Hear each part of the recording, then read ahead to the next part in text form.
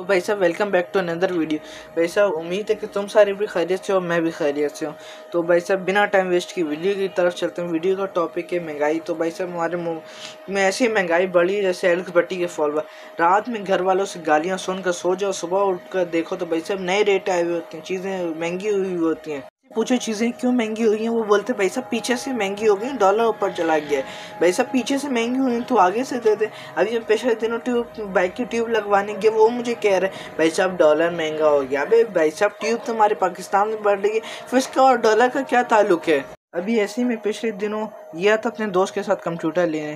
Computer तो भाई साहब डॉलर की वजह से ऊपर हो जाते हैं। जब डॉलर ऊपर होते हैं तो ये लोग भाई साहब बोलते हैं डॉलर की वजह से, जब नीचे आता है किसी को पता ही नहीं होता।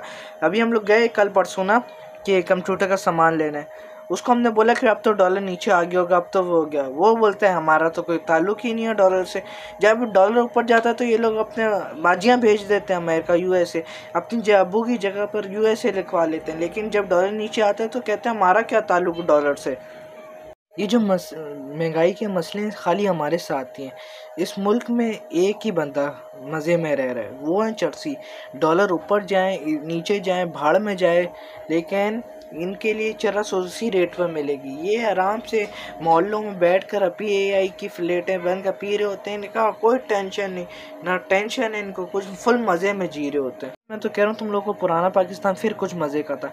जब मैं 4-5 रुपए का वाला कोकोमो लेता था, पूरी क्लास में बांटता था। अब 5 रुपए का कोकोमो लो, उसके अंदर खाली 4 दाने मिलते हैं। 10 रुपए की 10 टॉफ़ियाँ लेता था, पूरी क्लास में बांटता था। लेकिन नहीं, अब 10 रुपए में तुम्हें 3 टॉफ़ियाँ मिलेंगी।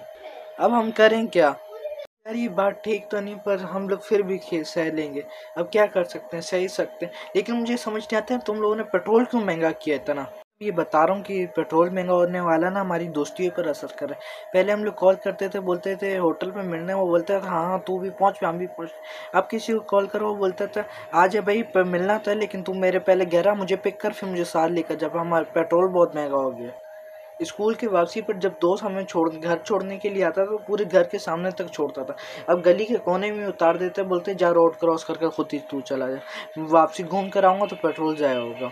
अब क्या कर सकते हैं यार। मुझे तो एक समझ नहीं आती कि बस पता लगता है कि भाई 20 रुपये पेट्रोल महंगा होने वाला है, पूरा पाकिस्तान पेट्रोल पंप पर पहुंच जाता है। और ये 25-25 20-20 लाखों वाली गाड़ी वाले भी खड़े हुए होते हैं लाइन में 20 रुपये बचाने के लिए 3-3 घंटे ज़ाया कर देते हैं। फिर आते हैं चौड़े में कि हमने 20 रुपये बचाएं। भाई साहब तुमने इतना ज़्यादा लाइन में खड़े होकर स्टार्ट करके एसी में इतना पेट्रोल ज़ाया कर दिया, तुम लोगों ने 20 रुपये बचा कर कोई एहसान थोड़ी किए।